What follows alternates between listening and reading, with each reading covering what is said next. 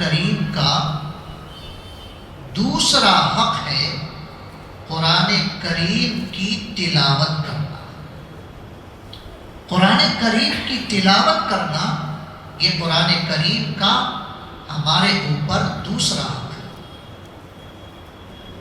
آج سے 40 سال پہلے چلے جائیے، ہمارے درمیان ضعیف اور عمر دراز لوگ بھی بیٹھے ہیں، وہ میری اس بات کی تصدیق کریں گے۔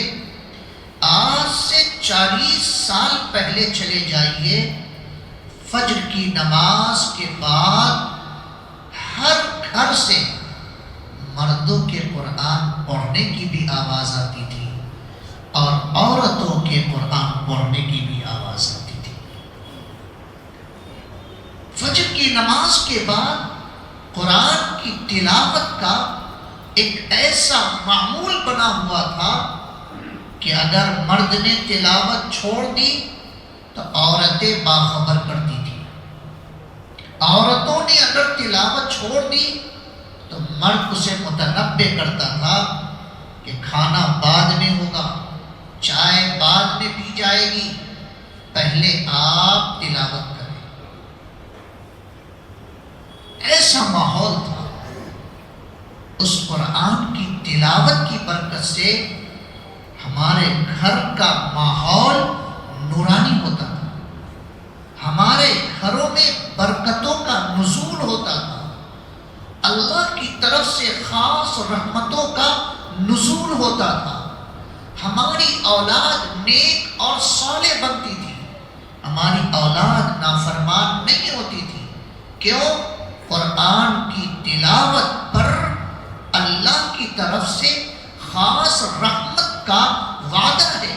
اس رحمت کی برکت سے آپ کی اولاد نیک اور صالح ہو جاتی تھی، آپ کے گھر کا ماحول پرسکون ہوتا تھا، آپ کے گھر میں خیر و برکت کا نزول ہوتا تھا، آپس میں محبت باقی رہتی تھی اور گھر میں کسی قسم کی رنجش نہیں ہوتی تھی، اسی قرآن کی تلاوت کی برکت سے۔ حدیث کے اندر آتا ہے 5 وقتوں میں اللہ کی خاص رحمتیں نازل ہوتی ہیں۔ میں 5 وقت تو شمار نہیں کراؤں گا، ٹائم نہیں ہے، البتہ حدیث کا خلاصہ یہ ہے کہ 5 وقتوں میں اللہ کی طرف سے خاص رحمت کا نزول ہوتا ہے۔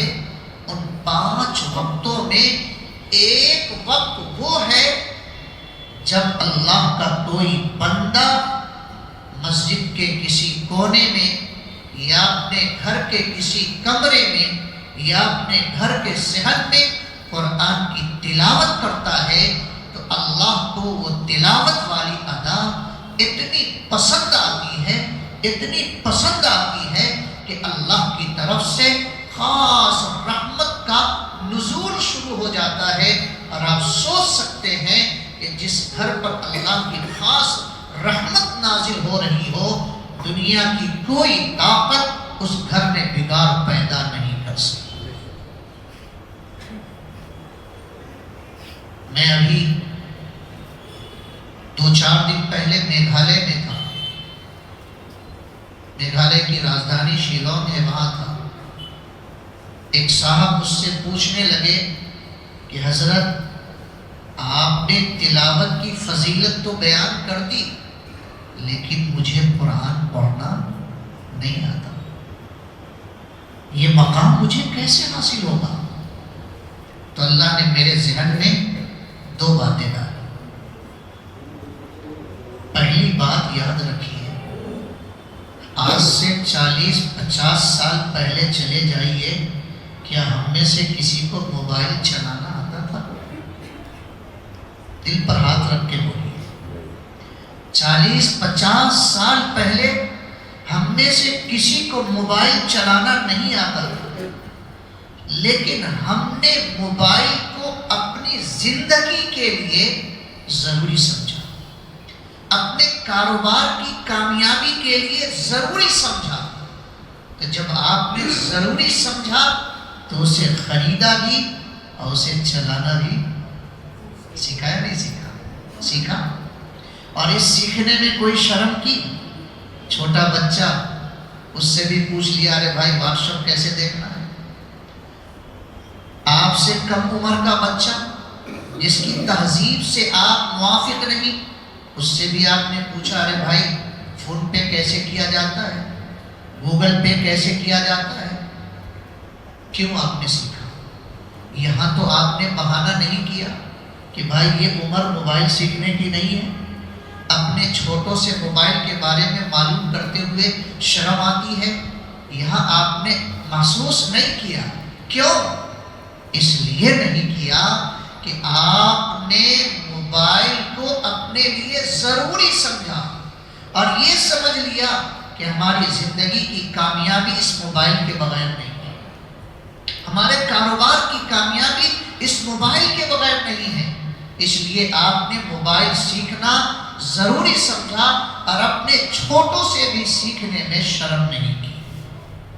ٹھیک اسی طرح اگر قرآن کو آپ نے اپنے لیے ضروری سمجھ لیا اور یہ یقین کر لیا کہ یہی قرآن ہمارے لیے دنیا میں بھی ہدایت کا ذریعہ بنے گا اور آخرت میں بھی ہدایت کا ذریعہ بنے گا، اگر ہم اپنے دلوں میں اس یقین کو بیٹھا لے کہ ہماری کامیابی اسی قرآن کی تلاوت میں ہے، تو جس طرح موبائل سیکھنے میں آپ نے کوئی شرم نہیں کی، مجھے امید ہے کہ عمر چاہے جتنی ہو جائے قرآن سیکھنے میں بھی آپ شرم نہیں کریں گے، بشرطے کہ آپ اس کو ضروری سمجھیں.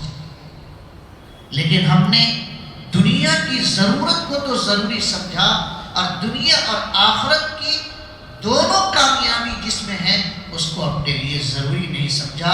اس لیے ہم قرآن کے تعلق سے یہ کہہ بیٹھتے ہیں کہ مولوی صاحب اب میری عمر نہیں رہی، بڑھاپا آ گیا. قرآن سیکھتے ہوئے، مسجد میں جاتے ہوئے، کسی مولانا کے سامنے بیٹھتے ہوئے قرآن لے کر مجھے شرم آتی ہے. ایسا مت سوچئے، یہ شیطان کا بہکاوا ہے. لیکن ایک دوسری بات بتلاتا ہوں، اس تنبیہ کے باوجود بھی اگر آپ کی رغبت قرآن سیکھنے کی طرف نہیں ہو پا رہی ہے، آپ کو کاروبار کی مشغولیت کی وجہ سے قرآن سیکھنے کا کسی طرح موقع نہیں مل پا رہا ہے، اور آپ کے دل میں سچا جذبہ ہے کہ میں قرآن کی تلاوت کا ثواب حاصل کرنا چاہتا ہوں، جس طرح قرآن پڑھنے والے تلاوت کر کے قرآن کا ثواب حاصل کرتے ہیں، اللہ کی خاص رحمت کا مستحق بنتے ہیں، میں بھی بننا چاہتا ہوں. ایسے حضرات کے لیے میں ایک ترتیب بتلاتا ہوں، غور سے سمجھیے. آپ وضو کیجئے، وضو کیجئے. وضو کرنے کے بعد عقیدت سے، محبت سے قرآن کریم کو اپنے ہاتھوں میں لیجئے. لینے کے بعد اس یقین کے ساتھ قرآن کریم کو کھولیے کہ یہ اللہ کا کلام ہے، پاکیزہ کلام ہے، ہماری کامیابی اسی قرآن کریم میں ہے. اس یقین کے ساتھ آپ قرآن کریم کو کھولیے اور کھول کر قرآن کریم کے صفحہ میں جتنی لائنیں ہیں ہر لائن پر یوں انگلیاں پھیریے. کس یقین کے ساتھ؟ کہ اللہ کا کلام ہے، حق ہے، سچ ہے. اللہ نے جو کچھ کہا ہے حق ہے، سچ ہے. اس یقین کے ساتھ ہر لائن پر انگلی پھیرتے چلے جائیے، پھیرتے چلے جائیے. مسجد میں اللہ کی قسم کھا کر کہہ رہا ہوں کہ آپ کو بھی اللہ تلاوت کا ثواب عطا کر دے گا. آپ کو بھی اللہ تلاوت کا ثواب عطا کر دے گا.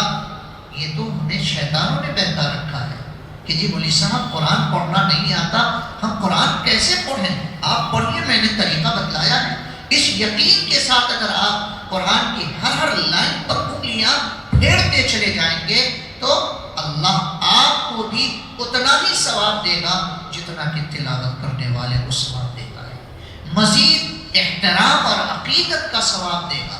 احترام اور محبت کے ساتھ قرآن کو چھونے کا الگ ثواب آپ